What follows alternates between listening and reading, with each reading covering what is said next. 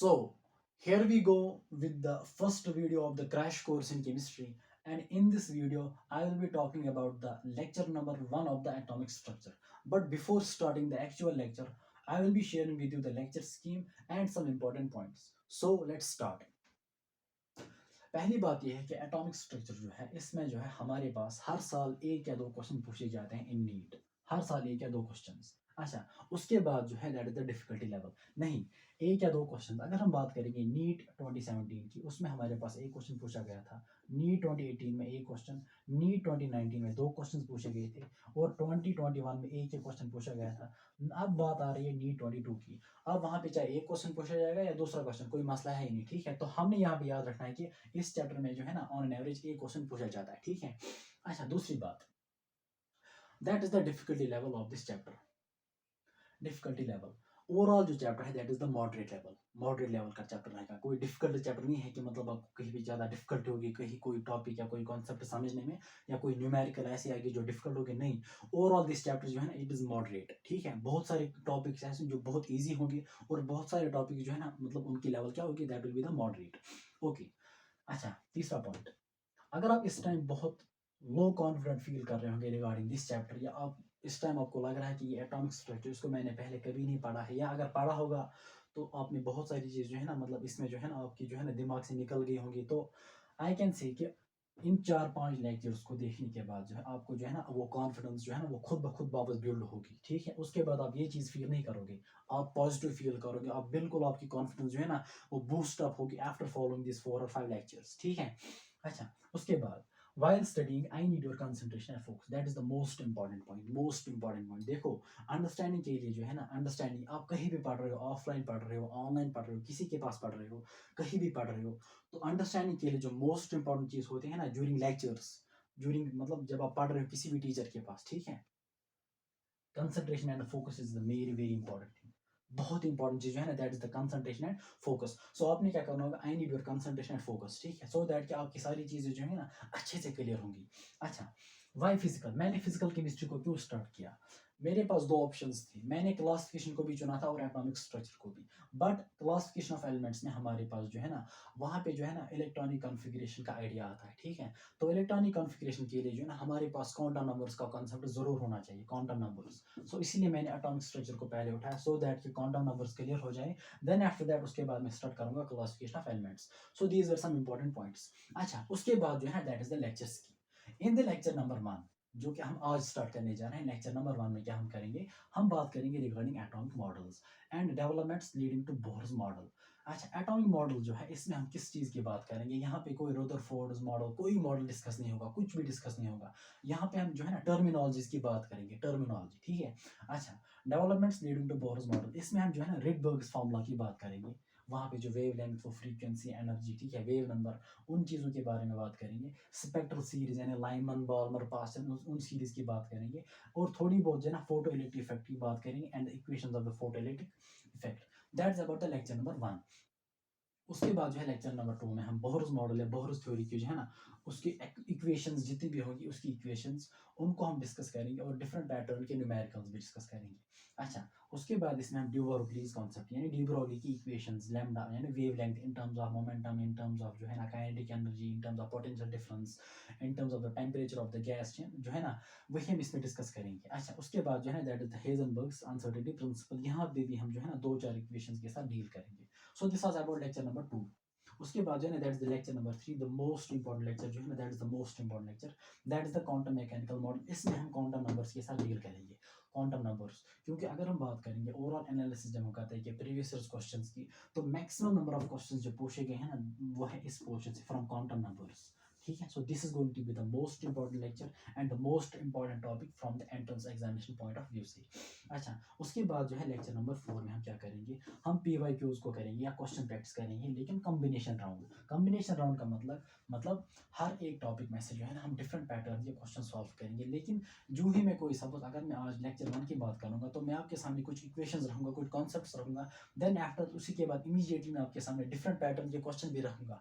हर एक लेक्चर में हर एक टॉपिक पे अपने अपने क्वेश्चन रखूंगा, लेकिन लेक्चर नंबर 4 में मैं जो है ना कम्बिनेशन राउंड यानी हर एक टॉपिक के इन 4 लेक्चर्स में जो है ना जितने भी टॉपिक्स हम डिस्कस करेंगे उनके डिफरेंट पैटर्न के क्वेश्चन जो है ना वो मैं लेक्चर 4 में आपके साथ शेयर करूंगा। और लेक्चर नंबर 5 जो है ना that is going to be the very very important for you, very very important. Lecture number 3 and lecture number 5, हर एक लेक्चर इंपॉर्टेंट, लेकिन these lecture number 3, this lecture number 3 and lecture number 5, these two lectures very very important, क्योंकि इसमें मैं आपके सामने जो है ना एनसीईआरटी के सॉल्यूशन रहूंगा, इन टेक्स्ट क्वेश्चंस और एक्सरसाइज के क्वेश्चंस, ठीक है। तो मोस्ट प्रोबेबली जो क्या होता है कि मतलब एनसीईआरटी बेस्ड क्वेश्चन पूछे जाते हैं, तो एग्जामिनर पहले जो है ना वो एनसीईआरटी को विजिट करता है, ठीक है। तो इन टेक्स्ट क्वेश्चन एक्सरसाइज क्वेश्चंस हम लेक्चर नंबर 5 में डिस्कस करेंगे। So let's start with the lecture number 1, that is with atomic models and developments leading to Bohr's model, ठीक है। So let's start with the lecture number 1.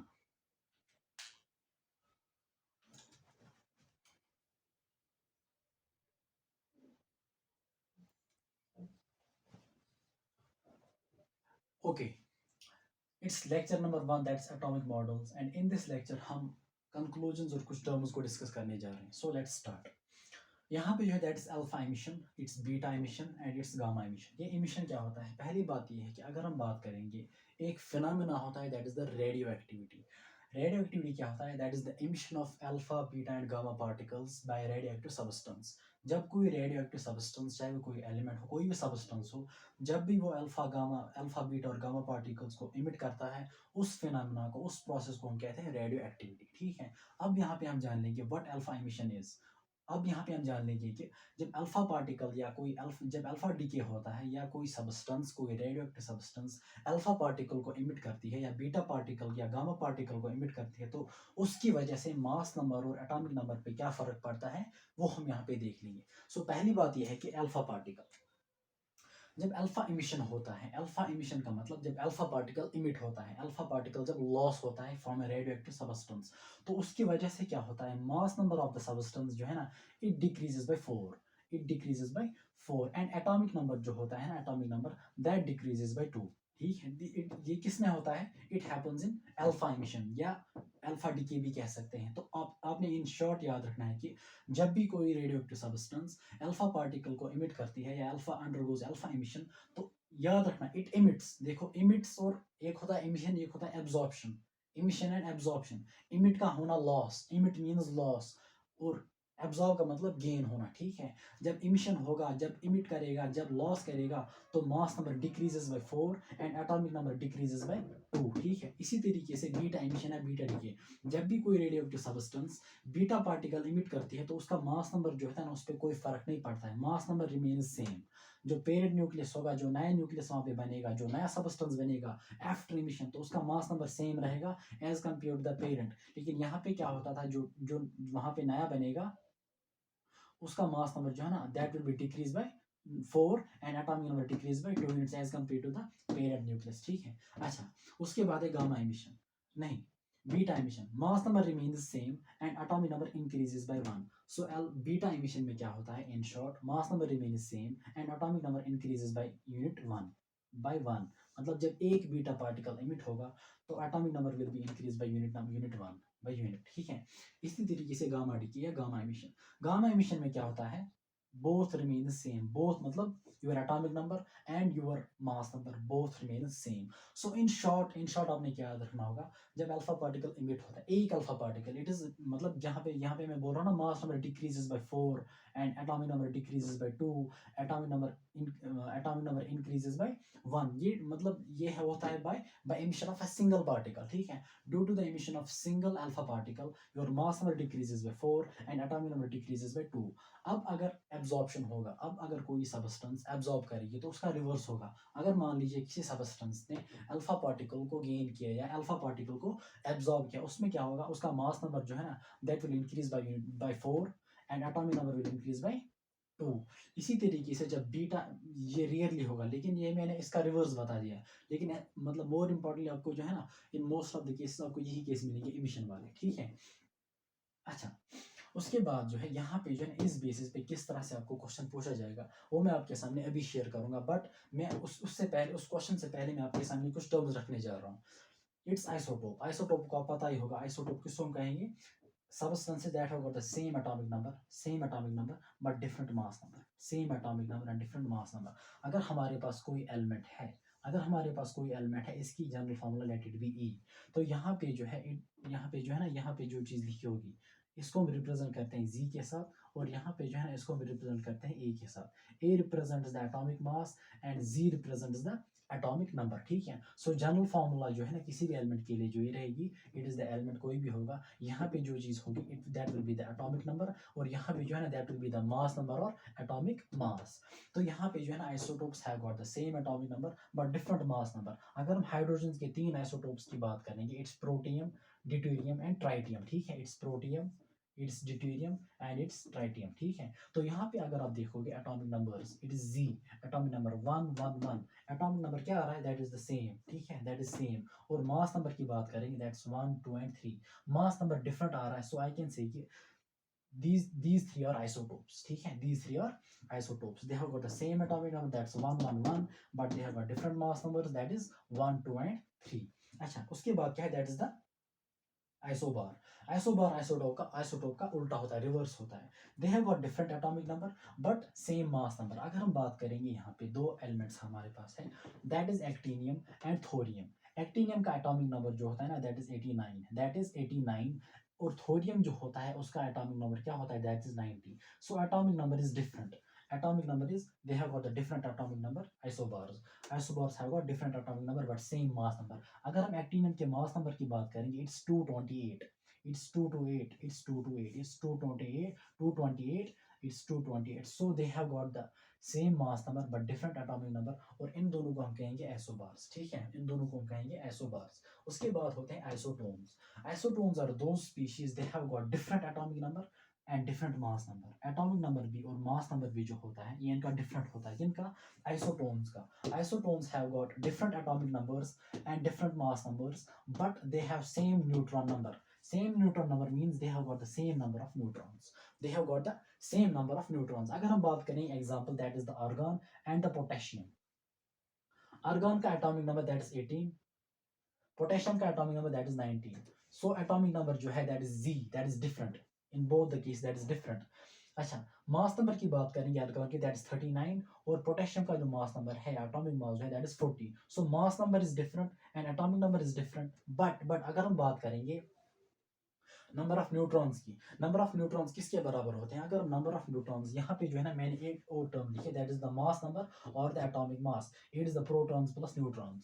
सो अगर हम बात करेंगे atomic mass की, एटॉमिक मास जो होता है ना ए, मान लीजिए it is equal to P plus N, P plus N, P plus N. P stands for protons and N stands for neutrons. तो अगर हम यहाँ पे कैलकुलेट करेंगे नंबर ऑफ न्यूट्रॉन्स, तो वो क्या आएगा, इस केस में आर्गन के केस में जो है ना, argon, it's argon that is argon 18 and it's 39. तो इस केस में जो है ना atomic mass that is 39 it is equal to, अच्छा, P plus n प्रोटॉन्स. हमेशा आप याद रखेंगे कोई भी स्पीशी हो, कोई भी एलिमेंट हो, चाहे वो चार्जड हो चाहे वो न्यूट्रल हो, उसका एटॉमिक नंबर जो होता है ना, that represent the number of protons in every case. हर एक केस में, चाहे आपका कोई चार्जड स्पीशी हो, कोई भी न्यूट्रल स्पीशी हो, न्यूट्रल एटम हो, न्यूट्रल मॉलिक्यूल हो, चार्जड मॉलिक्यूल हो, कोई भी हो, उस केस में जो है उसका एटॉमिक नंबर जो है that is Z always represents, Z always equals number of protons. ठीक है. सो इस केस में जो है number of protons that will be equal to 18 plus neutron हमें निकालने हैं. So neutrons will be simply equal to, neutron will be equal to 39 minus 18. ठीक है. इसी तरीके से अगर हम बात करेंगे पोटेशियम की बात करेंगे, इट्स के. पोटेशियम जो है ना दैट इज 19 एंड इट्स 40. ठीक है. So 40 is the atomic mass. Atomic mass is equal to A is equal to proton plus neutron. हमने क्या करना है, न्यूट्रॉन्स कैलकुलेट. एटॉमिक मास जो है ना दैट इज 40, प्रोटॉन्स होंगे minus, that is 19, because atomic number जो है ना that always represents, atomic number Z always represents number of protons. So it will be 40 minus 19, it equals 21.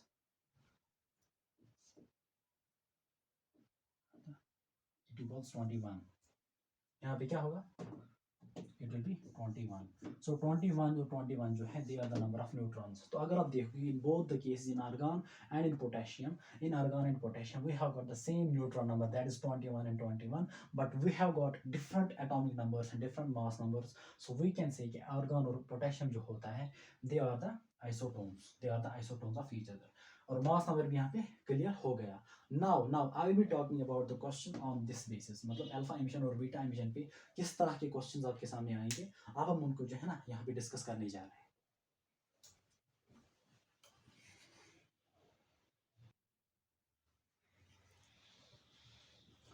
Okay, look at this question. ये question जो है ना इस base पे frame हो चुका है, ठीक है. सो दिस क्वेश्चन सेज कि an element E loses one alpha particle and two beta particles. एक एलिमेंट E है, it loses one alpha particle and two beta particles. The resulting element will be, there are four options and let's see कि इस question में क्या होता है. अच्छा, हमने ऑलरेडी डिस्कस किया है कॉन्सेप्ट को, अल्फा एमिशन में क्या होता है और बीटा एमिशन में क्या होता है, ठीक है. जब ये कह रहा है ना लॉसेस, इट लूजेस का मतलब इमिट्स, ठीक है. यहाँ पे आप लिख लेना इमिट्स, इट इमिट्स, ठीक है. जब इमिशन होगा तो डिक्रीज होता है अल्फा पार्टिकल में, अल्फा इमिशन में क्या होता है, डिक्रीज होता है mass number 4 atomic number by 2. तो अगर हम मान लीजिए एलिमेंट ई है हमारे पास, इट लूजेस, माइनस कीजिएगा, minus 2 alpha particles, twice alpha, ठीक है. -2 अल्फा एलिमेंट ई, यहाँ पे जो मान लीजिए हमारे पास बनता है एफ, कोई नया एलिमेंट बनता है, कोई नया न्यूक्लियस वगैरह मान लीजिए एफ. तो एफ में क्या होगा, सो एलिमेंट ई मान लीजिए, एलिमेंट ई का एटॉमिक नंबर मान लीजिए जी, और इसका एटॉमिक मास मान लीजिए ए. जब एक अल्फा पार्टिकल इमिट होता है तो मास नंबर डिक्रीजेस बाय 4. जब दो पार्टिकल्स इमिट होंगे तो mass number will decrease by 8. तो यहाँ पे क्या होगा, it will B A minus 8. अगर एक पार्टिकल लॉस किया होता, अगर एक पार्टिकल इमिट किया होता तो यहाँ पे क्या आता है A-4. लेकिन यहाँ पे क्या आ रहा है, दो पार्टिकल्स इमिट कर रहा है, दो पार्टिकल्स लॉस कर रहा है, तो it comes out to be A-8. अच्छा, Z is the atomic number. जब एक अल्फा पार्टिकल इमिट होता है तो एटॉमिक नंबर डिक्रीजेस बाय 2. लेकिन जब दो करेगा तो क्या होगा, Z-4. अच्छा, उसके बाद क्या होता है, अब ये जो हमारे पास नया एलिमेंट बना, ये इमिट करता है एक बीटा पार्टिकल, ठीक है. एक beta particle, sorry, one alpha particle, हो गलत हो गया, sorry. It says one alpha particle minus alpha particle, ठीक है. जब एक अल्फा पार्टिकल लिमिट होगा तो यहाँ पे क्या आएगा, सिंपली A-4. यहाँ पे क्या आएगा, Z-2, ठीक है. Z-2, एक अल्फा पार्टिकल. अब दो बीटा पार्टिकल्स को दूसरे स्टेज में क्या कर रहा है, इमिट कर रहा है, दो बीटा पार्टिकल्स को, -2 बीटा. तो यहाँ पे क्या होगा आपका, मान लीजिए इट्स EF, मान लीजिए दैट इज G, वो बन गया G. तो बीटा एमिशन में क्या होता है, your mass number remains same. तो मास नंबर जो है, इसका मास नंबर इट्स A-4, ये तो सेम रहेगा. But your atomic number increases by 1. एक बीटा पार्टिकल इमिट होने की वजह से your atomic number increases by 1. जब दो बीटा पार्टिकल्स इमिट होंगे तो your atomic number will increase by 2. So Z-2 + 2 क्या होगा, Z-2 + 2, ठीक है. ये Z-2 जो है ना अपना है, इसका +2 जो है ना, +2 is due to the emission of 2 beta particles. So +2 - 2 क्या आ जाएगा, कैंसिल. तो आपका रिजल्टिंग क्या बनेगा, that will be simply Z. Resulting मतलब it will be simply Z. तो क्वेश्चन कह रहा है कि the resulting element will be, resulting element जो है ना that is this element. This element will be, E के साथ क्या रिलेशन आएगी इसकी, आप जरा चेक करो. अगर हम यहाँ पे देखेंगे it is Z, Z is the atomic number, Z is the atomic number. So atomic number जो है ना, atomic number E and G का, that is same. Atomic number is same, but their mass number, it is A minus 4. Their mass numbers are different, but their atomic numbers are same. So ये कौन सी species होगी? That will be the isotope, because isotopes have got the same atomic number but different mass number. So यहाँ पे जो है इसका option आएगा, that will be the isotope of E. ठीक है, तो इसी तरीके से different तरीके का क्वेश्चन, different पैटर्न के क्वेश्चन पूछे जाएंगे. बिल्कुल कॉन्सेप्ट सेम रहेगा. अल्फा एमिशन से क्या होता है, मतलब अल्फा एमिशन, एक अल्फा पार्टिकल इमिट करने की वजह से क्या होता है, और बीटा एमिशन है, बीटा पार्टिकल इमिट करने की वजह से क्या होता है. अब मान लीजिए हमारे पास कोई एक्स एलिमेंट है, मान लीजिए कोई एक्स एलिमेंट हमारे पास है. क्वेश्चन से इसके, अगर ये मान लीजिए ये 2 गामा पार्टिकल्स इमिट करता है, 2 गामा पार्टिकल्स इमिट करता है, ठीक है. तो रिजल्टिंग एलिमेंट मान लीजिए y, ठीक है, रिजल्टिंग एलिमेंट क्या होगा, y. 2 गामा पार्टिकल्स इमिट करता है. तो क्वेश्चन से कि what is the relationship between y and x. y मतलब y एंड x में क्या रिलेशन, मतलब उनके z's में, उनके एटॉमिक मास में क्या रिलेशन होगी ओवरऑल, ठीक है. तो आप यहाँ पे क्या करना होगा, आपको पता है due to gamma emission both remain same. जब सेम रहेगा, अगर इसका एटॉमिक नंबर z होगा और इसका एटॉमिक मास a होगा, तो यहाँ पे जो आपका एलिमेंट बनेगा, इसका एटॉमिक नंबर भी क्या होगा, z होगा, और मास नंबर भी क्या होगा, a होगा. So there will the relation, मतलब y एंड x जो है ना, मतलब ये एक जैसे ही होंगे, मतलब y will be like x, ठीक है. तो because of the gamma emission में क्या होता है, कोई चीज चेंज नहीं होती, but both remain is the same. इस तरीके से आपसे पूछा जाएगा, in which of the following emission the mass number and the atomic number of the given element does not change. इस एमिशन में आपका एटॉमिक नंबर और मास नंबर चेंज नहीं होता है, that is the gamma emission, ठीक है, that is the gamma emission. और इसी तरीके से आपसे पूछा जाएगा, in which of the following emission the atomic number, in which of the following emission the atomic number decreases by 2. Atomic number decreases by 2, किस एमिशन में आपकी जो एलिमेंट का एटॉमिक नंबर डिक्रीज होता है बाय 2. डिक्रीज किस में होता है, atomic number 2, that is in alpha emission. और इसी तरीके से कोई क्वेश्चन पूछा जाएगा, in which of the following emission atomic number of a given species increases by 1, किस में होता है, that is in the beta emission. So these were the different patterns of questions. यहाँ पे जो है ना, इनिशियली पहले मैंने गलत लिया था, लेकिन फाइनली मतलब हमने इसको करेक्ट कर दिया. सो इसका ऑप्शन सी आ रहा है. सो इसी तरीके से डिफरेंट पैटर्न के क्वेश्चन जो है ना, इसमें आपको पूछे जाएंगे in alpha, in beta, and gamma emission में. अगर एक एलिमेंट कोई रेडियो डिस्टर्बेंस अल्फा पार्टिकल या बीटा पार्टिकल इमिट करता है, so what is the relation between the final nuclear and the pair nuclear, ठीक है. तो इस तरह के क्वेश्चन इससे पूछे जाएंगे, ठीक है. सो पॉज करके नोट करो.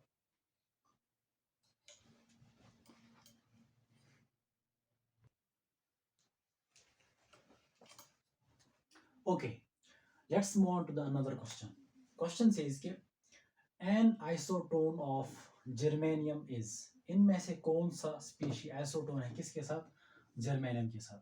सबसे पहली बात जो है, आपको आइसोटोन की डेफिनेशन पता होनी चाहिए, जो हमने पहले ही डिस्कस यहाँ पे की थी. आइसोटोन्स हैव गॉट, मैं यहाँ पे लूंगा शॉर्ट में, both are different. Both z, that's atomic number, and a, that is atomic mass and mass number, they are different. But n, यानी न्यूट्रॉन्स क्या होते हैं, सेम, ठीक है. सो यहाँ पे जो हमने क्या करना है, पहले हमने देखना है एटॉमिक नंबर्स को भी, या इन शॉर्ट पहले हम यहाँ पे नंबर ऑफ न्यूट्रॉन्स को कैलकुलेट करेंगे. नंबर ऑफ न्यूट्रॉन्स, तो नंबर ऑफ न्यूट्रॉन्स किसके बराबर होता है, आपको पता है होगा, एटॉमिक मास और mass number, it equals proton plus neutrons. So number of neutrons equals to a minus p. तो इस केस में जो है एटॉमिक मास जो है that is 76 minus number of protons, that is proton, मतलब atomic number means number of protons in every case, ठीक है. It is 32, so it comes out to be 4, that is 44. So there are 44 neutrons in germanium, in this मतलब in this element germanium 32 and 76, there are 44 neutrons. अब यहाँ पे हमने देखना है पहले नंबर ऑफ न्यूट्रॉन्स. अगर हम हर केस में कैलकुलेट करेंगे, हर केस में अगर हम यहाँ पे देखेंगे 77 माइनस 32 क्या आएगा, अगर इस केस में देखेंगे 77 minus 32, that comes out to be 7 minus 2, that's 5, 7 minus 3, that is 4, that's 45. तो नंबर ऑफ न्यूट्रॉन्स क्या गई, डिफरेंट, तो ये नहीं होगा हमारा, ये ऑप्शन नहीं होगा. अच्छा, अब हम इसकी बात करेंगे. It is 7 minus 3, that is 4.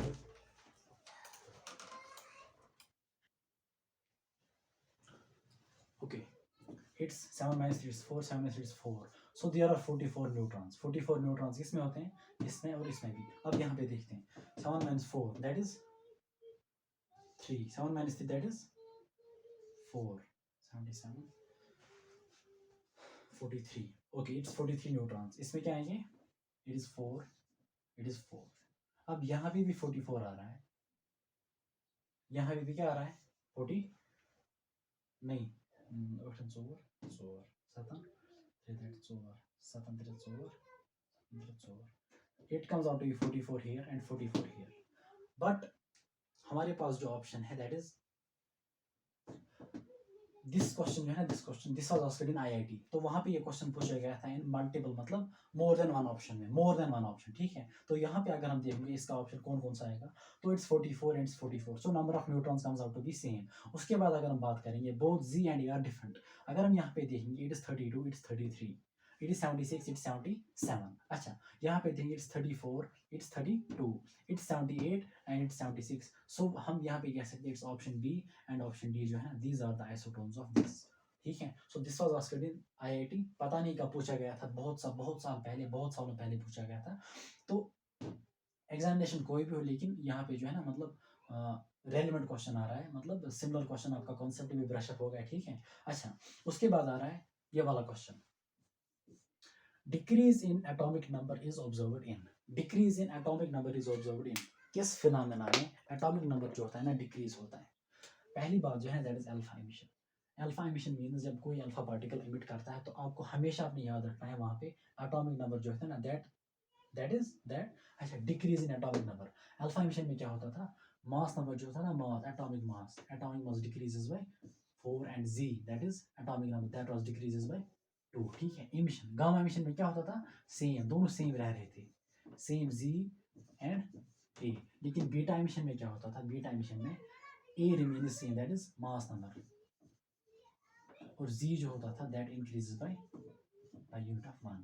ठीक है ना, तो आप यहाँ पे देख सकते हो decrease in atomic number. Atomic number किस में डिक्रीज होता है, that happens in alpha emission. So these are the different questions जो इस बेसिस पे या in alpha beta gamma emission से पूछे गए थे. तो आपने क्या करना है, आपके पास जो कोई भी ऑब्जेक्टिव बुक होगी या डीपीपीज होंगे या एएफएमडी का कोई भी मॉड्यूल होगा, तो अब आपने क्या करना है, इन डिफरेंट क्वेश्चंस जो है ना, अब आप वहाँ पे भी सॉल्व कर सकते हो on the basis of this information. ठीक है, so this was all about alpha emission, beta emission, gamma emission and different terms. अब हम और एक टर्म की बात करने जा रहे हैं that is the iso electronic species. और उसके बाद हम जो है ना और एक पॉइंट यहाँ पे डिस्कस करेंगे that is the calculation of the number of protons, number of electrons and number of neutrons. ठीक है, सो पॉज करके इसको नोट करो पहले.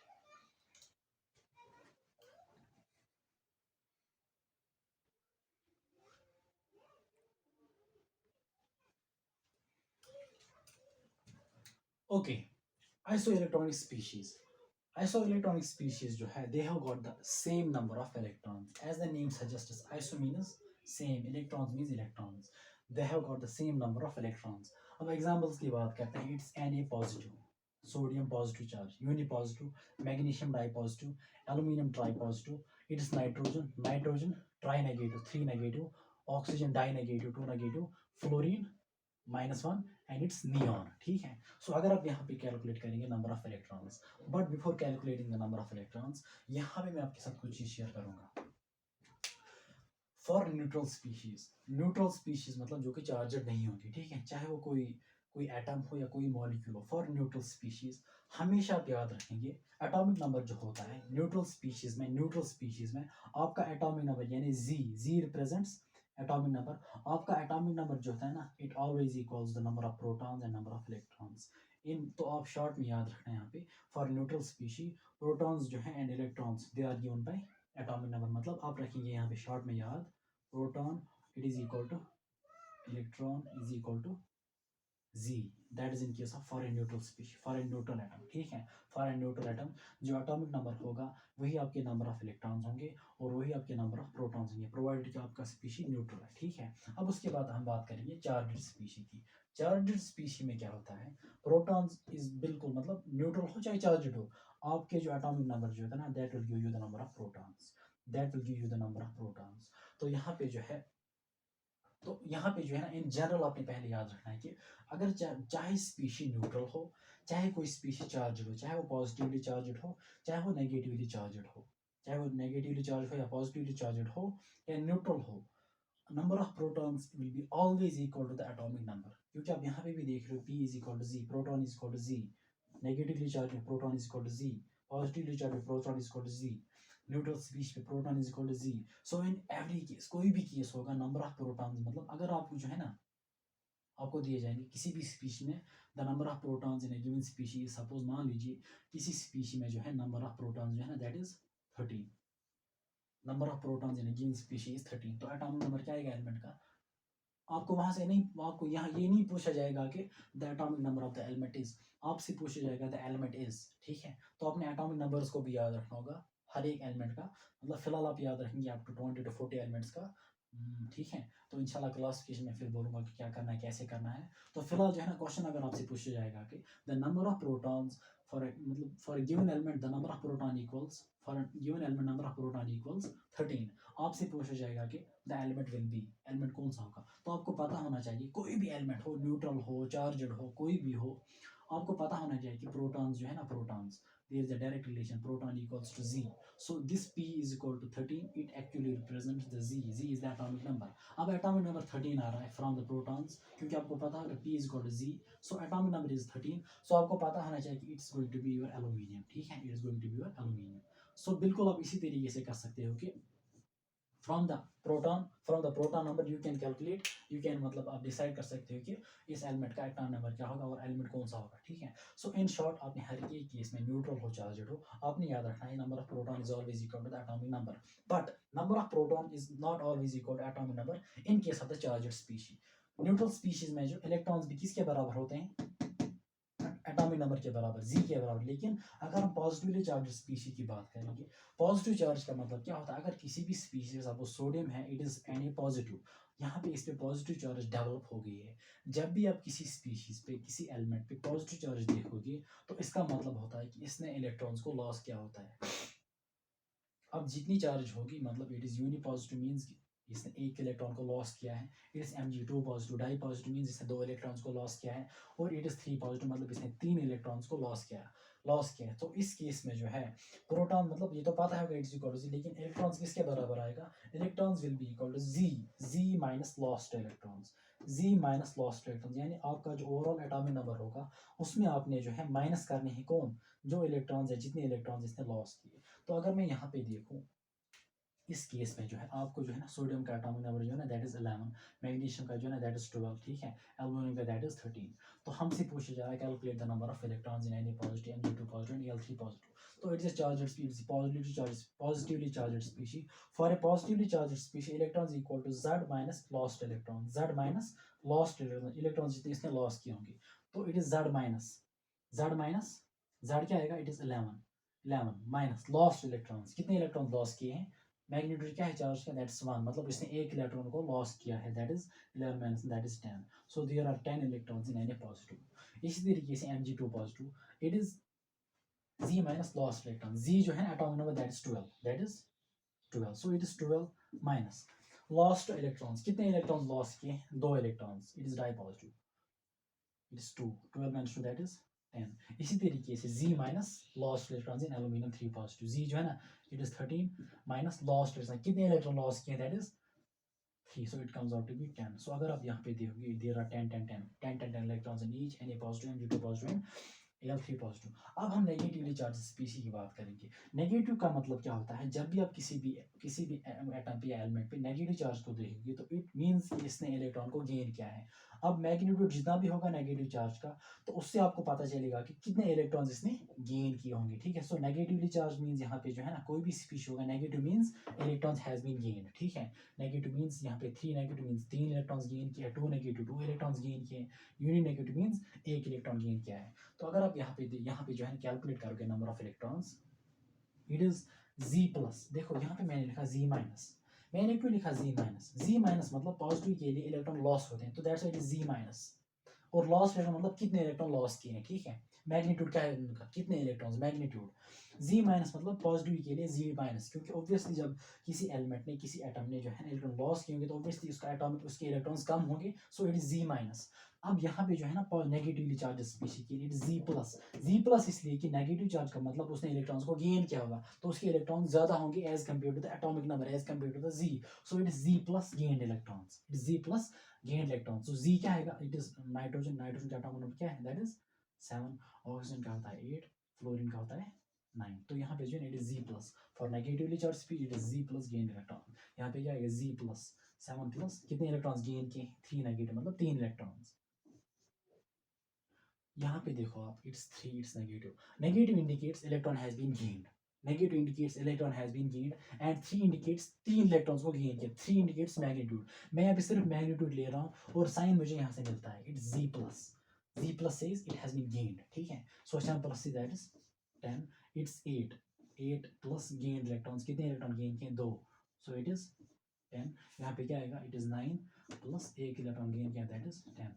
तो अच्छा ये न्यूट्रल स्पीशी है ना, neutral, it is neon, neon is neutral species. For neutral species electrons जो होते हैं ना, they always equal to, for neutral species electrons always equal to Z, that is atomic number. तो यहाँ पे सिंपल सी बात है आपकी जो है ना, that will B 10, atomic number जो इसका ना दैट इज 10, तो 10 ही आएंगे। सो अगर आप देखोगे इन सारी स्पीशीज में नंबर ऑफ इलेक्ट्रॉन्स क्या आ रहे हैं, मतलब सेम आ रहे हैं। सो वी कैन से कि these are the group of isoelectronic species, ठीक है। यहाँ पे भी आपने याद रखा होगा, यहाँ पे आपने अपने याद रखना है कि प्रोटॉन्स और इलेक्ट्रॉन्स की क्या रिलेशन होते हैं इन न्यूट्रल स्पीशी, और इलेक्ट्रॉन्स की क्या रिलेशन होती है फॉर चार्जड स्पीशी, ठीक है। अच्छा उसके बाद कुछ और पॉइंट्स यहाँ पे जरा इस पॉइंट को देखो, mass number has nothing to do with electrons. Mass number has nothing to do with electrons मतलब अगर इलेक्ट्रॉन्स कोई स्पीशी गेन कर रहा है, कोई स्पीशी लॉस कर रहा है, तो उसका मास नंबर जो है ना उसमें कोई चेंज नहीं आएगी। So mass number has nothing to do with the electrons, ठीक है। अच्छा उसके बाद charge has nothing to do with protons and neutrons. Protons and neutrons मतलब ये यही पॉइंट है एक्चुअल में, ये मतलब ये एक ही, मतलब दोनों सेम पॉइंट रिप्रेजेंट करते हैं। Charge has nothing to do with proton and neutron. अगर हम बात करेंगे प्रोटॉन और न्यूट्रॉन की, अगर हम बात करेंगे, they are present inside the nucleus, inside the nucleus of an atom, inside the nucleus. यहाँ पे क्या प्रेजेंट होते हैं, प्रोटॉन्स एंड न्यूट्रॉन्स। और यहाँ पे जो शेल्स होती है, आपकी जो शेल्स होती हैं, इनमें क्या प्रेजेंट होते हैं, इलेक्ट्रॉन्स। सो इलेक्ट्रॉन्स जो है यानी चार्ज, कोई स्पीशी गेन कर रहा है इलेक्ट्रॉन, लॉस कर रहा है इलेक्ट्रॉन, प्रोटॉन्स और न्यूट्रॉन पे कोई फर्क नहीं पड़ने वाला, ठीक है। दैट्स वाई कि आपने यहाँ पे देखा जब कोई स्पीशी जो है ना इलेक्ट्रॉन लॉस करती है, जब कोई स्पीशी, हाँ चार्ज मतलब चार्ज, जब चार्ज आ जाता है, चाहे पॉजिटिव चार्ज या नेगेटिव चार्ज, इट हैज उसका, उसके नंबर ऑफ इलेक्ट्रॉन्स चेंज होते हैं, ठीक है। लेकिन उसका एटॉमिक नंबर जो है ना या प्रोटॉन्स, वो सेम रह रहा है बिल्कुल, ठीक है। सो यहाँ पे आप लिख सकते हो कि charge has nothing to do with the protons and neutron, मतलब चार्ज की वजह से प्रोटॉन्स और न्यूट्रॉन्स पे कोई फर्क नहीं पड़ता, but charge has everything to do with the electrons. Charge has everything to do with the electrons, ये भी आपको यही से पता चल गया कि जब भी किसी स्पीशीज ने कोई चार्ज गेन की होगी, चाहे मतलब पॉजिटिव चार्ज हो, नेगेटिव चार्ज हो, तो नंबर ऑफ इलेक्ट्रॉन्स क्या होते हैं, चेंज होते हैं। अगर हम बात करेंगे सोडियम न्यूट्रल एटम की बात करते हैं, सपोज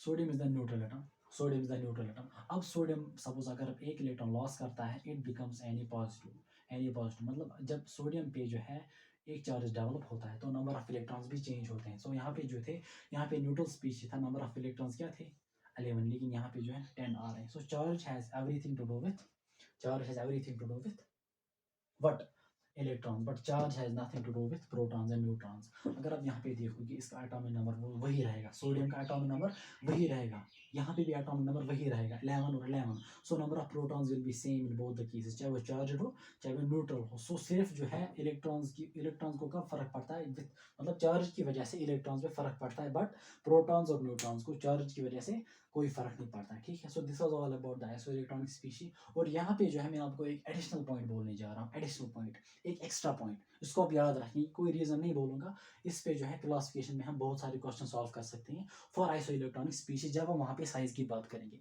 इसको आप ऐसे ही मतलब जबानी याद रखना, जबानी। और जितने भी क्वेश्चंस बन मतलब वहाँ पे आप किसी बुक पे देखोगे रिगार्डिंग आइसो इलेक्ट्रॉनिक स्पीशीज, आप उनको खुद सॉल्व कर सकते हो regarding size, size of isoelectronic species जो है ना, दैट इज ये एडिशनल पॉइंट, ठीक है। इसको मैं क्लासिफिकेशन में अच्छे से दिखाऊंगा वहाँ पे, size of isoelectronic species, size of isoelectronic species जो होता है ना, that is inversely proportional to atomic number.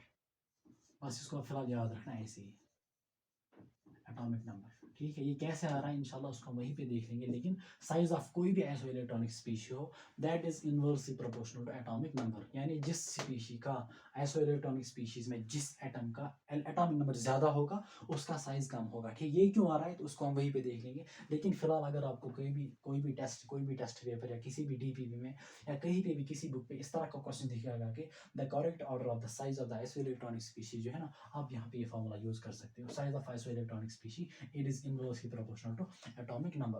So this was all about the isoelectronic species and different terms. अब हम कुछ क्वेश्चंस की बात करते हैं। ठीक है, कुछ क्वेश्चंस की बात करते हैं कि how to calculate the number of electron, proton and neutron in different cases. ठीक है, तो पॉज करके इसको पहले नोट करो।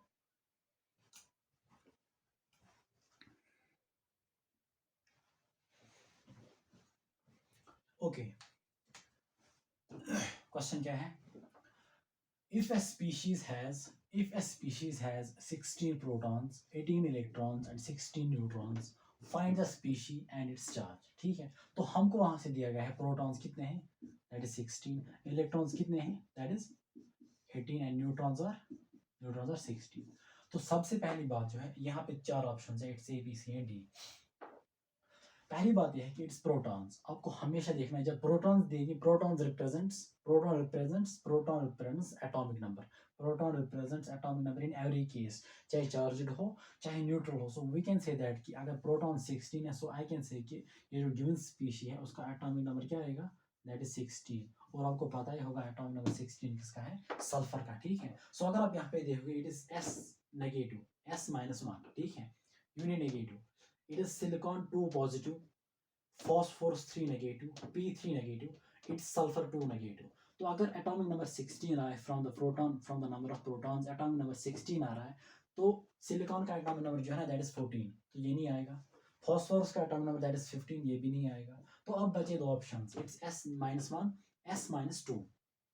अच्छा, अगर 18 इलेक्ट्रॉन यहाँ पे आ रहे हैं तो इट मीन्स कि 16 प्रोटॉन्स जो है, यानी एटॉमिक नंबर जो है, एटॉमिक नंबर मतलब atomic number 16 and number of electron is 18। तो इसने क्या किया है, इट मीन्स कि इसके इलेक्ट्रॉन्स जो है ना that is Z plus something, that is Z plus, obviously Z अगर 16 है तो 18 is 16 plus something, 16 plus 2 is 18। तो फिलहाल जो है ना हमने यहाँ पे देख लेना है कि इसने जो है दो इलेक्ट्रॉन्स को गेन किया है। ठीक है, दो electrons Z plus 2, that comes out to be Z plus 2 is equal to 16, Z plus 2 is equal to 18, क्योंकि Z जो है ना दैट इज योर 16। ये जरूरी नहीं है कि आपको कैलकुलेट करें, लेकिन आपको खुद ब खुद यहाँ पे पता चलेगा कि 18 इलेक्ट्रॉन्स जो है ना, मतलब electrons are more than protons, electrons are more than protons, that means कि इलेक्ट्रॉन्स हैज बीन गेन्ड। अब कितने इलेक्ट्रॉन्स गेन किए, that is 2, that is 2 electrons. तो इसको ऑब्वियसली जब गेन किया तो चार्ज क्या आएगा, चार्ज विल बी नेगेटिव। अब दो इलेक्ट्रॉन्स गेन किए, इट इज 2 नेगेटिव। ठीक है, सो आपकी स्पीशीज जो है ना that will be S2 negative. So your correct option is this one. ठीक है, अच्छा और एक क्वेश्चन यहाँ पे, the ion that is isoelectronic with CO is CO, it's carbon and oxygen। The ion that is isoelectronic with CO is, it is heteroatomic molecule, hetero means जिसमें दो different atoms होंगे। ठीक है, दो से ज्यादा, it's carbon it's oxygen, neutral molecule overall है। तो हम जो है ना एटॉमिक नंबर्स का सम जो है ना that will be the sum of, देखो एटॉमिक नंबर जो है ना कार्बन का दैट इज 16, ऑक्सीजन क्या क्या होता है दैट इज 8, 8 प्लस 6 ओवरऑल क्या आएगा 14। सो 14 जो है न्यूट्रल स्पीशीज जो है, तो ओवरऑल एटॉमिक नंबर Z जो है ना for neutral species that gives the number of electrons, number of protons. हमको यहाँ पे प्रोटॉन्स के साथ कुछ नहीं करना है, बस हमने इलेक्ट्रॉन्स को देखना है। सो ओवरऑल जो है ना summation of the atomic numbers here जो है ना दैट इज 6, इसका इसका क्या आएगा 8, that comes out to be 6 plus 8, that comes out to be 14। जो गो Z ओवरऑल एटॉमिक नंबर जो है, ओवरऑल नंबर ऑफ ओवरऑल जो है ना Z that is 14, Z represent number of electron के उसमें न्यूट्रल स्पीशी। सो यहाँ पे जो है ना इलेक्ट्रॉन्स जो है ना इसमें CO में दैट इज 14 इलेक्ट्रॉन्स। ठीक है, अब यहाँ पे हम देख लेंगे, it is CN negative, CN uninegative, it's carbon it's nitrogen. अब आप खुद देख लो कार्बन का जो ओवरऑल देखो, कार्बन के जो इलेक्ट्रॉन्स होंगे that will B 6, because neutral है फिलहाल। ठीक है, चार्ज को पहले भूल जाओ, आप भूल जाओ। ठीक है, ओवरऑल हम न्यूट्रल केस की बात करेंगे पहले। कार्बन में जो है देयर एटॉमिक नंबर 6 है, तो 6 इलेक्ट्रॉन्स आएंगे, it will B 6 plus nitrogen का एटॉमिक नंबर 6 है, सो Z इज सॉरी नाइट्रोजन का एटॉमिक नंबर 7 है, सो Z is 7 for neutral atom. हम चार्ज को फिलहाल नेग्लेक्ट कर रहे हैं, एज इफ की चार्ज है ही नहीं, ठीक है। तो नाइट्रोजन में आएगा 7 + 6, और नेगेटिव मीन्स कि एक इलेक्ट्रॉन गेन किया है, that is 1, so it comes out to be 7 + 1 is 8, which again it is 14। तो अगर आप जो है ना 100% कॉन्फिडेंट हो ना इस ऑप्शन पे, तो आप वो जो 3 ऑप्शन आप बिल्कुल वो नहीं देखोगे, आप डायरेक्टली इसको टिक करोगे। बट फॉर जो है ना मतलब 100% कॉन्फिडेंस के लिए आप उनको भी चेक करोगे, ठीक है। It's N2 positive, it is N2, nitrogen के 2 एटम्स है यहाँ पे। अगर एक एटम होगा तो उसका एटॉमिक नंबर क्या आएगा 7, 2 का क्या आएगा 14।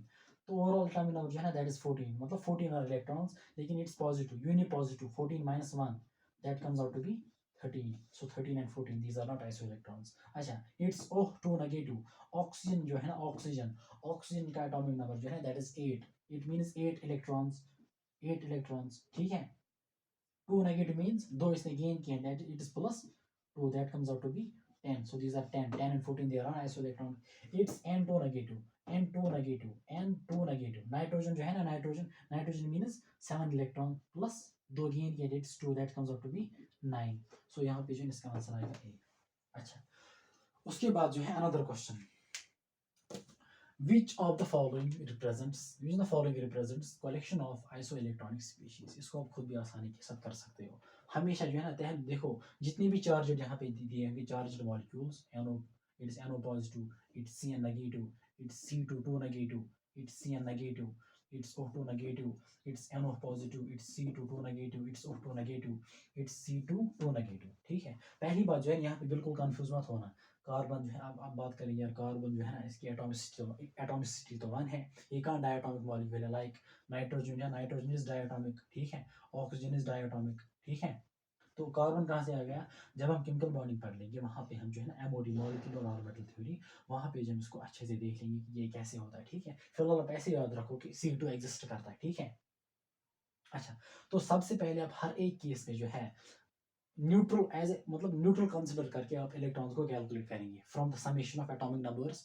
ओवरऑल जो है ना ओवरऑल मॉलिक्यूल्स हर एक को आपने ट्रीट करना है एज ए न्यूट्रल मॉलिक्यूल। और न्यूट्रल के केस में क्या होता है, समेशन ऑफ एटॉमिक नंबर्स अगर 2 दिएंगे तो उनके एटॉमिक नंबर्स का सम जो है ना that will give the number of electrons. Protons को कुछ नहीं करना है। उसके बाद जो है once you calculate the number of overall electrons from the summation of overall atomic numbers, उसके बाद जो है ना जो चार्ज होगी अगर पॉजिटिव होगी तो ओवरऑल इलेक्ट्रॉन्स को माइनस करना है उतना चार्ज मैग्नीट्यूड का, अगर नेगेटिव चार्ज होगा तो उतना ऐड करना है, ठीक है। तो अगर हम बात करेंगे पहले CO की, इट्स कार्बन, इट्स ऑक्सीजन, पहले मैं मतलब डायरेक्टली न्यूट्रल लूंगा, हर एक केस में जो है ना मैं न्यूट्रल कैलकुलेट करूंगा। उसके बाद charge CO, it is 6 + 8 that is 14। तो मैं यहाँ पे लिख लूंगा छोटा सा 14, CO 8 + 6 that's 14, it's nitrogen, it's oxygen, nitrogen is 7, it is 8, it is 15। फिलहाल मैं न्यूट्रल ले रहा हूँ, न्यूट्रल ले रहा हूँ हर एक केस में। अच्छा, 8 + that's 15। अच्छा, यहाँ पे देखो it is 6, it's 7, 7 and 6 that is 13, ठीक है। 7 इसका एटॉमिक नंबर यानी number of electrons, 7 + 6 that is 13। अच्छा, कार्बन के 2, 6 + 6 दैट इज 12। अब हम चार्ज की बात करेंगे, यहाँ पे कोई चार्ज नहीं है तो ओवरऑल 14 आएगा। 15 it is positive charge, positive का मतलब इलेक्ट्रॉन जो है इसने लॉस किया है, तो 15 - 1 दैट विल बी 14। सो यहाँ पे ओवरऑल इलेक्ट्रॉन्स जो है ना दैट विल बी 14। अच्छा, 13 - 1, -1 का मतलब इलेक्ट्रॉन इसने गेन किया है, ठीक है। इलेक्ट्रॉन गेन किया, सो 13 + 1 विल बी 14। अच्छा, इट्स C2। अच्छा, 12, 2 नेगेटिव, 2 चार्ज इसने गेन मतलब 2 इलेक्ट्रॉन्स गेन किए, सो it will B 12 + 2 that will B 14। सो आपका पहला ऑप्शन बन गया, ठीक है। तो 14, 14, 14, 14, these are the collection of isoelectronic species। अब जो 3 ऑप्शन जो है ना उनको मतलब चेक करने की बिल्कुल जरूरत नहीं है, लेकिन खुद जो है ना आप उनको देख सकते हैं, सो दैट कि यू गेट मतलब आपकी कैलकुलेशन स्ट्रॉन्ग हो जाए कि किस केस में कितने इलेक्ट्रॉन्स होते हैं, ठीक है, चार्ज वगैरह ऐड वगैरह करने की वजह से। सो this was all about the isoelectronic species and the calculation of number of electron and protons. And अब मैं जो है आपके सामने एक क्वेश्चन रखने जा रहा हूँ फ्रॉम जो किसमें आया था, नीट 2020 में आया था, ठीक है। The number of protons, neutrons and electrons इन ल्यूटिशियम, ठीक है। यहाँ पे हमारे पास जो स्पीशी दी गई थी that is this one. Pause करके इसको पहले नोट करना, मैं इसको रब करने जा रहा हूँ।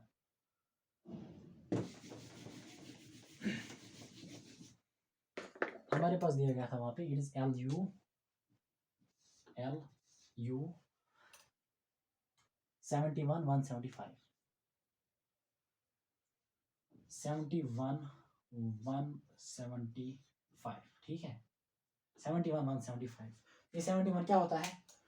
71 represents, it represents your atomic number, ठीक है, and 175 it represents your mass number और एटॉमिक मास। तो क्वेश्चन कह रहा है कि calculate the number of electron, proton and neutron, the number of protons, neutrons and electrons in lutetium respectively are. तो अगर हम यहाँ पे देख लेंगे तो न्यूट्रल स्पीशी है, पहली बात न्यूट्रल स्पीशी है, तो हमने बोला था always for neutral species, for neutral species तो हमेशा क्या होता है, proton is equal to electron, it is equal to Z, ठीक है। For a neutral species number of proton is always equal to number of electron, that is always equal to Z, that is atomic number. So इस case में जो आपके protons होंगे that will B 71, आपके electrons कितने होंगे, that will B 71। आप देखो कितना आसान क्वेश्चन पूछा गया है, ठीक है। तो हमने जो क्या करना है, सिर्फ डिफिकल्ट चीज़ों को है ना मतलब टैकल नहीं करना, बल्कि आसान चीज़ों को, बेसिक चीज़ों को भी अच्छे से अंडरस्टूड करना है, ठीक है। और रिसेंटली पूछा गया है नीट 2020 में पूछेगा ये question.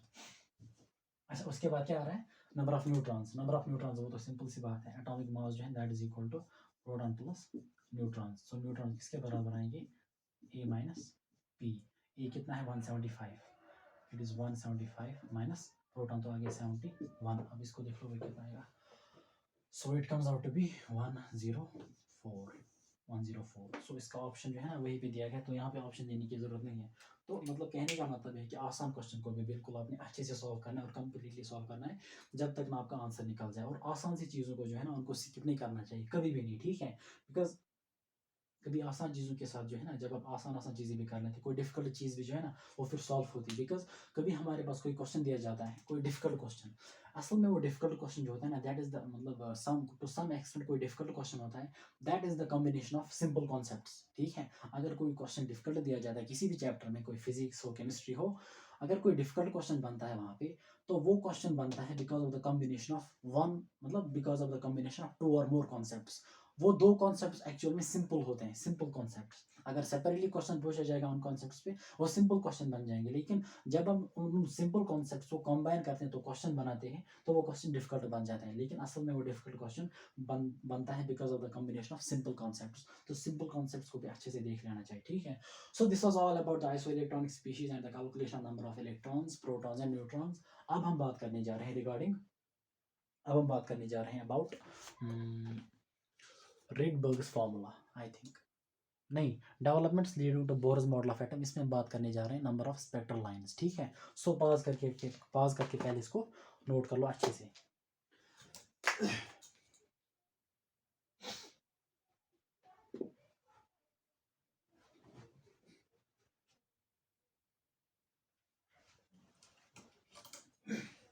Okay, so till now we are done with atomic models. अब हम बात करने जा रहे हैं अनदर टॉपिक की, मतलब developments leading to Bohr's model. इसमें भी हम डायरेक्टली कंक्लूजन्स की बात करेंगे, इंपॉर्टेंट पॉइंट्स की बात करेंगे कि किस तरह से जो है ना डायरेक्टली हम क्वेश्चंस को वहाँ पे हिट कर सकते हैं। कोई डिटेल की बात नहीं जाएगी, स्पेक्ट्रम क्या होता है, स्पेक्ट्रल लाइन्स क्या होती है, ये एक्साइटेशन डी एक्साइटेशन ये क्या होता है, डायरेक्टली हम जो है ना क्वेश्चंस पे आएंगे, ठीक है। तो जो है ना सबसे पहले इसमें जो क्वेश्चन बनेगा, मतलब दैट गोज लाइक दिस। आपसे पूछा जाएगा कि total number of spectral lines in hydrogen spectrum when the electron gets de-excited from some higher energy level to ground state, ठीक है, ग्राउंड स्टेट। सबसे पहली बात जो है यहाँ पे de-excitation होता है। अगर हम बात करेंगे, सपोज मान लीजिए इलेक्ट्रॉन है, ठीक है। इलेक्ट्रॉन जो है ना जब ये चला जाता है from lower energy level to some higher energy level, मान लीजिए these are energy levels, n is equal to 1, n is equal to 2, n is equal to 3, 4, 5, 6। जब इलेक्ट्रॉन चला जाता है from some lower energy level to higher energy level, इस process को हम कहते हैं एक्साइटेशन। तो हम कह सकते हैं कि इलेक्ट्रॉन एक्साइट होता है from lower energy level to higher energy level. अब अगर इलेक्ट्रॉन वापस आएगा from higher energy level to lower energy level, या लोअर एनर्जी लेवल कोई भी हो सकती है, ग्राउंड स्टेट हो सकती है या कोई और स्टेट हो सकती है। तो जब हायर लेवल से लोअर लेवल तक आएगा इलेक्ट्रॉन, उसको हम कहते हैं डी एक्साइटेशन। सो हम यहाँ पे कह सकते हैं कि इलेक्ट्रॉन, अच्छे से सुनना, electron gets excited from lower energy level to higher, when मतलब electron gets excited from lower energy level to higher energy level, and electron gets de-excited from higher energy level to lower. Higher to lower क्या होता है, D excite होता है, lower to hire क्या होता है, excite होता है। तो यहाँ पे क्या है, डी एक्साइटेशन मतलब from higher energy level to ground state. जब ग्राउंड स्टेट की बात आएगी, जब ग्राउंड स्टेट की बात आएगी पर्टिकुलरली, उसमें हम जो है ना number of spectral lines that is given by Sn is equal to n into n minus one divided by two. n is the higher energy level, जो कोई भी होगी, n can be 2 3 4 5 6, but your ground state is fixed here, that is 1। ठीक है, इस case में जो है ना आपने डायरेक्ट इस एक्सप्रेशन को यूज करना है, n into n minus one divided by 2। अब यहाँ पे जो है ना एक क्वेश्चन मैं आपके साथ शेयर करूंगा इसके बारे में, दैट इज दिस। अब इस क्वेश्चन को भी नोट करना, what is the maximum number of emission lines, मतलब what is the number of spectral lines obtained when the excited electron of hydrogen atom in n is equal to 5 drops to the ground state। मतलब simple सी बात है कि ये कह रहा है कि एक इलेक्ट्रॉन जो है that comes from n is equal to 5 to ground state, ठीक है, ग्राउंड स्टेट में चला जाता है। What are the total number of emission lines जो ऑब्टेन होगी, ठीक है, इस वाले इमिशन, इस वाले एक्साइटेशन, इस वाले क्या कह रहा है, हाँ, इस वाले डी एक्साइटेशन में जब इलेक्ट्रॉन डी एक्साइट होगा from n is equal to 5 to ground state, तो number of spectral line is number of emission lines कितनी ऑब्टेन होगी, तो सिंपल सी बात है, it is n into n minus one whole divide by 2। तो यहाँ पे क्या आएगा, it will be like this, Sn is equal to 5 into 5 minus one whole divide by 2, ठीक है। So it comes out to be 5 minus that is 4, 5 into 4 divide by 2, 5 was 20 divided by 2, that comes out to be 10। तो simple सा question अभी बनता है यहाँ पे number of spectral lines. अब दूसरा केस, ये केस जो है ना, ये केस देखो, इलेक्ट्रॉन हमेशा डीएक्साइट होगा from higher energy level to lower. अब वो लोअर क्या होगी, वो लोअर जो है ना ग्राउंड स्टेट भी हो सकती है। जब वो स्पेसिफिकली ग्राउंड स्टेट होगी तो आप ये वाली एक्सप्रेशन यूज करोगे, जब इलेक्ट्रॉन डीएक्साइट होगा from some higher energy level to ground state, उस टाइम आप ये फॉर्मूला यूज करोगे। लेकिन जब दो एक्साइटेड स्टेट्स इन्वॉल्व होगी, मतलब जब ग्राउंड स्टेट इन्वॉल्व नहीं होगी, तो उस टाइम आप ये फॉर्मूला अप्लाई करोगे। लेकिन यहाँ पे जो है ना, मैं आपको एक और क्वेश्चन जो है ना आपके साथ शेयर करना चाहूंगा, इसको आप नोट करो पास करके जल्दी।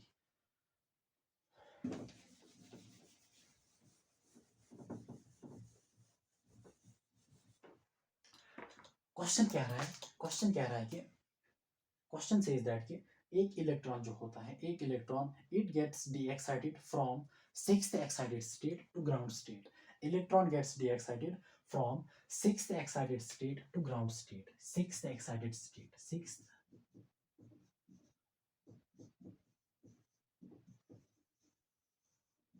Sixth excited state to GS ground state.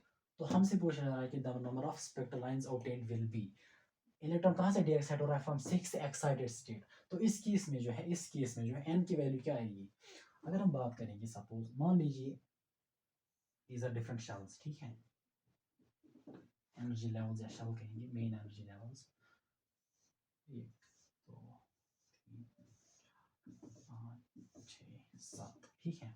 सो अगर हम बात करेंगे, suppose n is equal to 1, यहाँ पे n इज इक्वल टू 1, यहाँ पे क्या आएगा, n will be equal to 2, n will be equal to 3, n will be equal to 4, it will be 5, it will be 6, it will be 7। तो here n is equal to 1, it means this is a ground state। उसके बाद जो है ना ये वाली state n is equal to 2, इसको हम कहते हैं first excited state. First excited state के लिए, सो यहाँ पे जो है फॉर फर्स्ट एक्साइटेड स्टेट, उसके लिए n की वैल्यू क्या होती है, that is 2। First excited state के लिए जो है n is equal to 2। Second excited state के लिए क्या होगी, n की वैल्यू 3।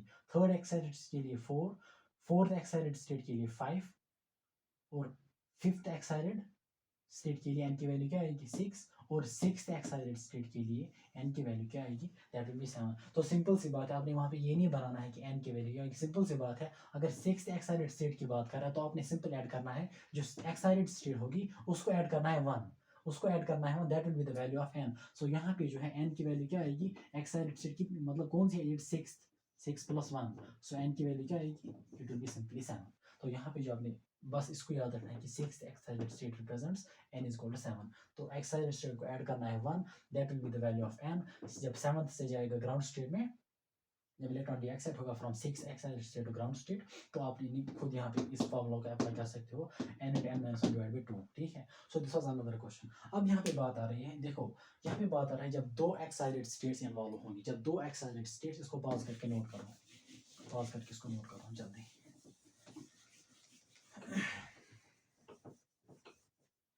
जब दो एक्साइटेड स्टेट्स इन्वॉल्व होंगी, मतलब हायर एक्साइटेड स्टेट और lower excited state, obviously higher excited state से जाएगा to lower excited state electron D excite होके, तो यहाँ पे ग्राउंड स्टेट इन्वॉल्व नहीं होगी। जब ग्राउंड स्टेट इन्वॉल्व होगी तो यहाँ पे हमने यही फॉर्मूला यूज कर रही थी, S इज equal to n into n minus 1 divided by 2। But if two excited states are involved in the transition, यहाँ पे ट्रांजिशन का मतलब डी एक्साइटेशन, ठीक है।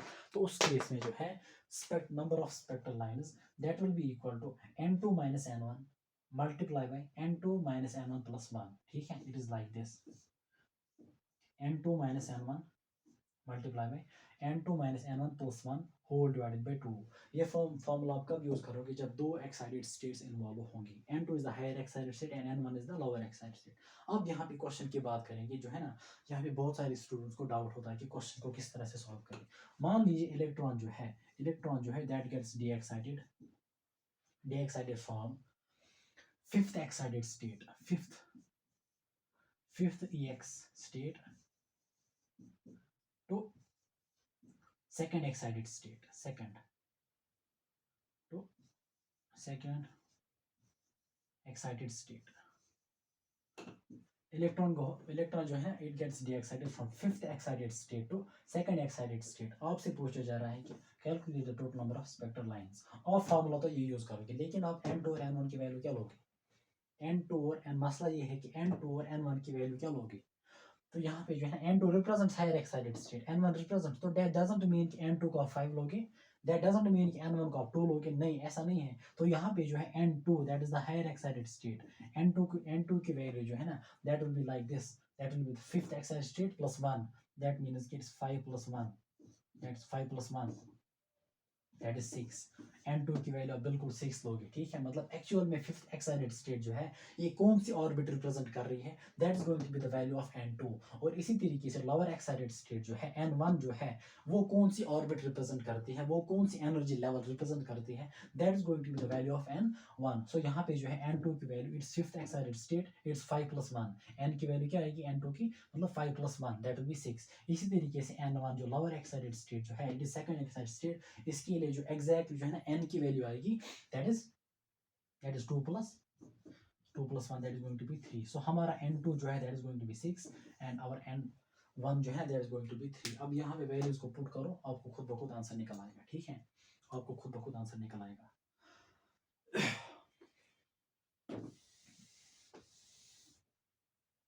तो it goes like this, n2 minus n1 it's 6 minus 3 multiply by n2 minus n1 plus 1, it is going to be 6 minus 3 plus 1 whole divided by 2। 6 minus 3 comes out to be 3। 6 minus 3 plus 1 कितना हो गया, 6 minus 3 is 3, 3 plus 1 is 4 into 4, ठीक है, it's multiply into 4 divided by 2, 4 3 12 by 2 is equal to 6। तो total number of spectral lines जो है जो emit होंगी, जो मतलब यहाँ पे जो है ऑब्टेन होंगी, that will be equal to 6, ठीक है। इसको पॉज करके नोट करो अच्छे से।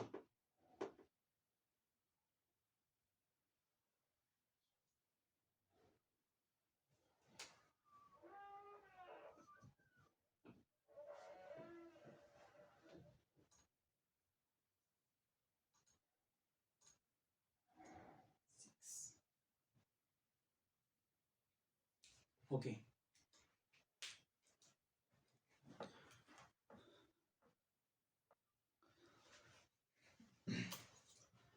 सो this was all about the number of spectral lines, ठीक है। अब इसमें रह रहा है हमारे पास रिडबर्ग्स फार्मूला और वो Lyman Balmer and Paschen series and then after it's photoelectric effect. अब मैं उसको अभी कंटिन्यू करता, लेकिन लिटिल बिट मैं एग्जॉस्ट फील कर रहा हूँ बिकॉज फ्रॉम 2:30 PM से जो देखो, अब आप बोल रहे हो कि यार अब सर किस तरह से आप, मतलब 1 ही घंटे की लेक्चर है तो एग्जॉस्ट किस तरह से हो गई इतनी जल्दी। आपके लिए 1 घंटे की लेक्चर है, लेकिन मैंने जो है इस लेक्चर को जो है ना, इस वीडियो को 2:30 PM पे स्टार्ट किया बनाना, 2:30 PM, और इस टाइम जो है ना टाइम है इट्स 5:10, ठीक है, इट्स 5:10 PM इस टाइम आ रहा है। तो क्योंकि बोर्ड को रब करना होता है, फिर लिखना होता है, पहले ही लिख के रखना होता है, ठीक है, तो उसमें टाइम लग जाता है। तो इंशाल्लाह फ्रॉम टुमारो उसको मैं मतलब उन 3 टॉपिक्स को, Rydberg's formula and the Lyman Balmer and spectral series को and the photoelectric effect and the questions उनको मैं जो है ना नेक्स्ट लेक्चर में क्लियर करूँगा। But this was the first lecture of the crash course. I don't know कि कैसे गए हैं, मतलब आई होप कि अच्छी मतलब ठीक रही होगी और आपको भी मतलब समझ आ चुका होगा अच्छे से।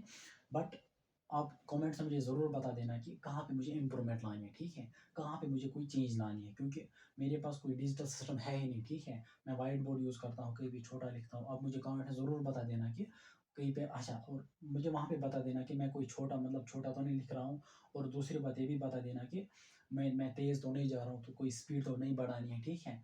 अच्छा, और दूसरी बात यह है कि जो जो कुछ भी आज हमने डिस्कस किया इसके रिगार्डिंग जितने भी क्वेश्चन हैं ना नीट के पीवाईक्यू से, डिफरेंट मेडिकल एंट्रेंस के क्वेश्चंस, डिफरेंट मेडिकल एंट्रेंस के क्वेश्चंस, उनको मैं सेपरेटली जो है ना एक मतलब 10-20 मिनट की वीडियो में अलग से अपलोड करूंगा।